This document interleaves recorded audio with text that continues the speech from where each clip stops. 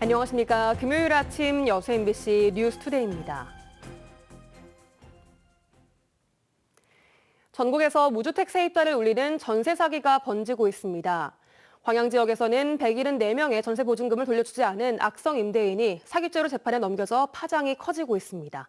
유민호 기자의 보도입니다. 임모 씨는 지난 2019년 직장을 옮기면서 광양의 한 아파트를 전세 계약했습니다.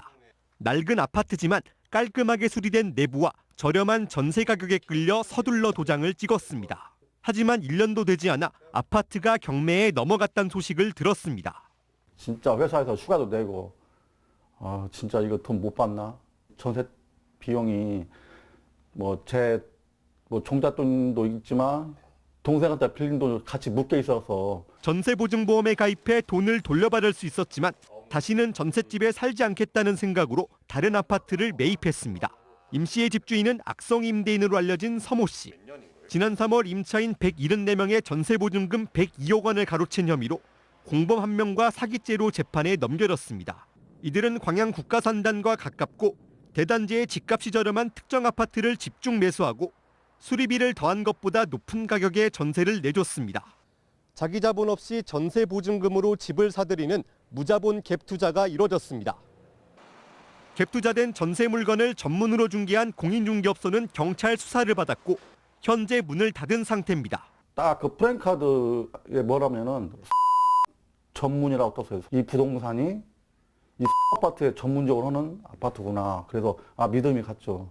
문제는 또 다른 전세 사기 폭탄이 터질 가능성이 있다는 겁니다. 최근까지 서 씨와 같은 방식으로 100채 넘게 해당 아파트를 사들여 전세를 준 임대사업자도 있는 것으로 알려졌습니다. 100%라고 거의 보거든요. 어떤 점에서 좀 의심이 많이 되세요, 그러면요? 이제 전세가랑 이제 매매가가 너무 차이가 많이 나니까. 그리고 이제 그분이 이제 생활 능력이 아마 안 될 거예요. 전부 다 갭투자도 한 걸로 알아서. 전세 사기가 전국적으로 번져나가는 상황. 산단 근로자 등 단기 거주자가 많아 전세가율이 높다는 점 때문에 광양도 전세 사기 안전지대가 아닌 만큼 선제적인 점검과 예방 대책 마련이 필요해 보입니다. MBC 뉴스 유민호입니다. 2014년 이후 처음으로 고흥군의 인구가 전달에 비해서 증가했습니다. 고흥군에 따르면 지난달 인구수는 6만 1,618명으로 거의 10년 만에 전달인 3월에 비해 3명이 늘었으며 이는 지난달 귀농어 귀촌인 등 전입 인구가 전출 인구에 비해 61명 늘어난 것이 주 요인이었다고 분석했습니다. 고흥군은 전국 두 번째로 고령화가 높은 지역이며 최근 사망자 비율이 출생의 7배에 이르는 등 매년 인구가 급격히 감소해왔지만 민선 8기 10개월 동안 전출 대비 전입 인구가 106명 증가했다고 밝혔습니다. 정원 해설사나 안전요원 등 순천만 정원박람회에서는 많은 사람이 자원봉사로 활동하고 있는데요. 순천의 한 대학에서는 봉사활동을 명목으로 학생들을 박람회에 동원했다는 논란이 일고 있습니다. 강서영 기자입니다. 순천의 한 대학교의 사회봉사 교양 과목 소개 홈페이지입니다. 해당 과목을 이수하려면 정원박람회에서 6시간을 필수로 봉사해야 한다고 나와 있습니다. 이에 따라 담당 교수는 주말마다 학번 순서대로 12명의 학생을 배치한 뒤 학생들에게 통보했습니다. 24학번 1학년 모든 학생의 사회봉사 교과목 내 필수 봉사활동으로 순천만 정원 박람회 안전지킴이 활동을 하기로 했습니다. 이 과목은 원래 자유롭게 32시간의 봉사 시간을 채우면 학점이 주어지는 교양 과목. 하지만 배정된 주말에 개인 사정이 있어도 다른 학생과 일정을 교환해 어떻게든 참석해야 하고 병원 진단서 등을 제출해야 불참할 수 있는 것으로 알려졌습니다.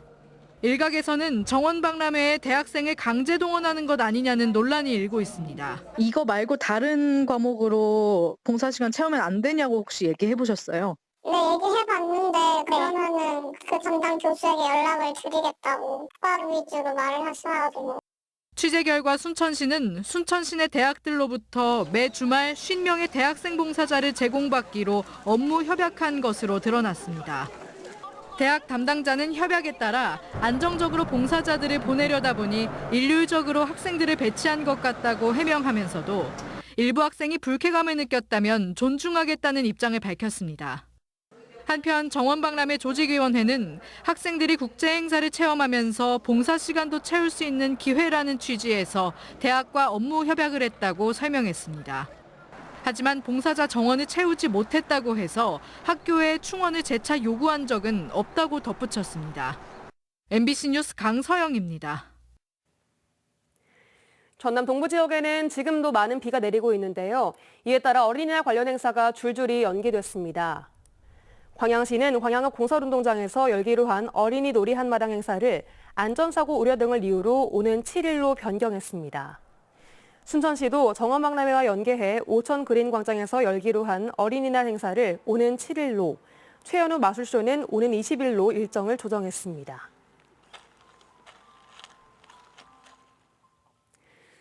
전남 진도에서 술에 취한 남성들이 이주 여성을 집까지 따라가 부부를 폭행한 사건이 발생했는데요.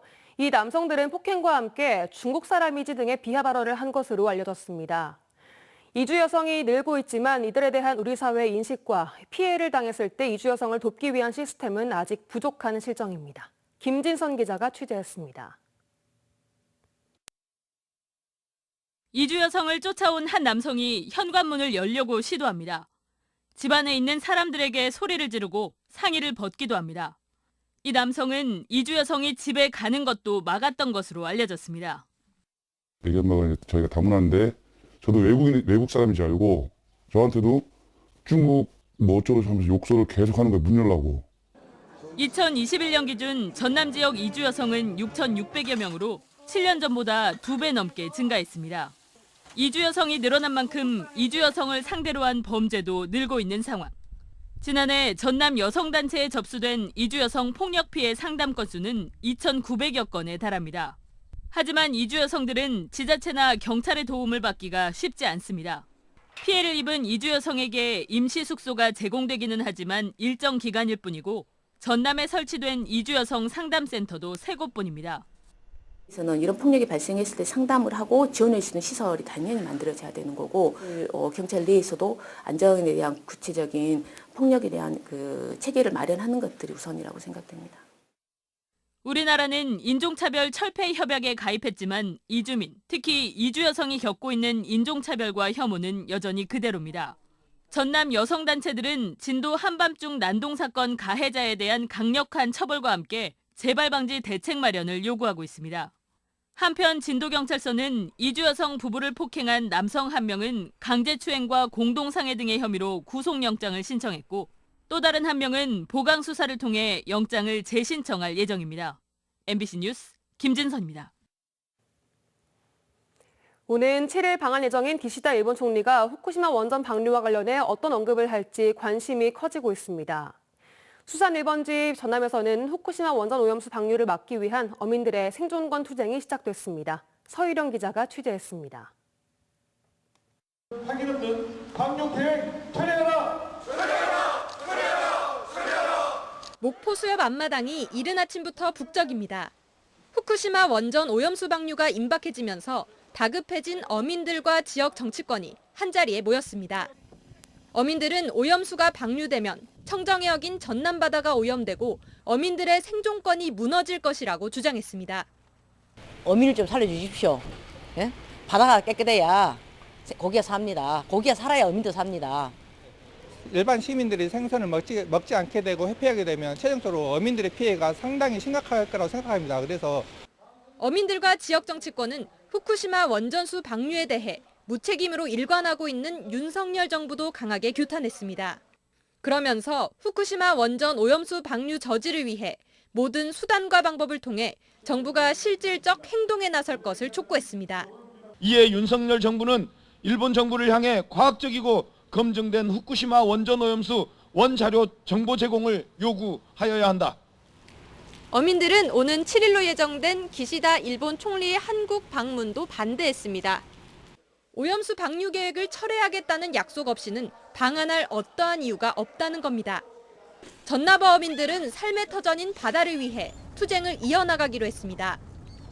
어민들이 다 고사하는 상태를 막아달라는 것으로 계속적으로 반대 투쟁을 할 것으로 예상하고 있습니다. 해양수산부는 후쿠시마 원전수가 방류될 경우 소비 위축으로 재래시장에서 40%, 대형마트에서 20%가량 수산물 소비가 감소할 것으로 예상했습니다. MBC 뉴스 서희령입니다. 여수 영취산의 지명을 바로잡기 위한 논의가 진행되고 있습니다. 여수시의회 백인숙 구민호 의원은 최근 간담회를 갖고 여수 영취산의 지명이 행정기관 자료나 포털 사이트에서 영취산과 진례산으로 혼용돼 사용되면서 응급상황 발생 시 정확한 위치 정보 제공 등에 혼선을 줄 수 있다고 지적하고 지명을 바로잡기 위한 논의가 필요하다고 밝혔습니다. 이에 대해 여수시는 지명 관련 자료와 타 지자체의 사례 검토, 지역 의견 수렴 등의 절차와 함께 지명위원회를 거쳐 적절한 조치를 취할 계획이라고 밝혔습니다. 목포 태원유진 운수 이한철 회장이 경영 포기를 밝힌 가운데 회사 정리 절차에 들어갔습니다. 버스회사 측은 노동조합에 정리 해고 협의를 요청했고 노동조합은 고용 보장 등을 요구하고 있습니다. 김윤 기자가 취재했습니다. 태원 유진운수가 노동조합에 보낸 해고 정리 협의 요청서입니다. 경영 악화 등 긴박한 경영상 필요성으로 정리해고에 나설 수밖에 없다며 해고 예정일을 다음 달 30일까지로 못 박았습니다. 태원 유진 노동조합은 긴급 기자회견을 자청해 회사의 경영 고충을 충분히 공감한다며 경영 포기 사태를 막지 못한 전라남도와 목포시, 의회 등을 비판했습니다. 또한 목포 시내버스 체제를 공공형으로 전환할 것을 요구하며 합의점 도출에 목포시와 의회가 적극 나서줄 것도 요구했습니다. 이와 함께 목포시와 의회에 4가지 사항을 제안했습니다. 고용 승계와 고용 형태 보장, 노선 개편의 버스 노동자들의 의견 반영, 노선 직선 개편과 순환버스 개설, 출퇴근 시간 집중 배차 등입니다. 이한철 회장은 목포 시민에게 하나하는 마음으로 목포시의회 성실히 협의하고 목포형 공제버스를 만들어줄 것을 당부 말씀드립니다. 회사가 노조 측에 이처럼 정리해고를 통보한 가운데 목포시는 이한철 회장 경영 포기 기자회견 이후 보름 만에 회사 측과 만나 노선권과 버스 등의 인수 문제 등을 논의하기 시작했습니다. MBC 뉴스 김윤입니다. 고흥군 관내 4개 섬이 행정안전부가 주관하는 작은 섬 공도 방지 사업에 선정됐습니다. 고흥군은 영남면 대옥대도와 복례면 수락도, 과영면 진진해도, 포두면 첨도 등 4개 유인도서가 이번 공도 방지 사업 대상에 포함됨에 따라 국비 19억여 원을 포함해 총 사업비 28억 원을 확보하게 됐다며 관정개발과 부잔교 설치, 방파제 연장, 도로 정비 등 정두생활 기반 시설을 갖춰나갈 예정이라고 밝혔습니다. 작은 섬 공도 방지 사업은 열악한 생활 환경으로 무인화 위기에 처한 작은 섬의 소멸 위기를 막기 위해 정부가 사업비의 70%를 지원하는 사업입니다. 여수시가 섬 박람회 성공 개최를 위해 화태도에서 백야도까지 다리 공사를 조기에 완료해 줄 것을 정부에 건의했습니다. 정기명 시장은 지난 3일 지방시대 워크숍에 참석한 이정현 균형발전위원회 전략기획위원장에게 오는 2027년 완공 예정인 여수 화태에서 백야도까지 다리 공사를 2026년 섬 박람회 개최에 맞춰서 요구했습니다.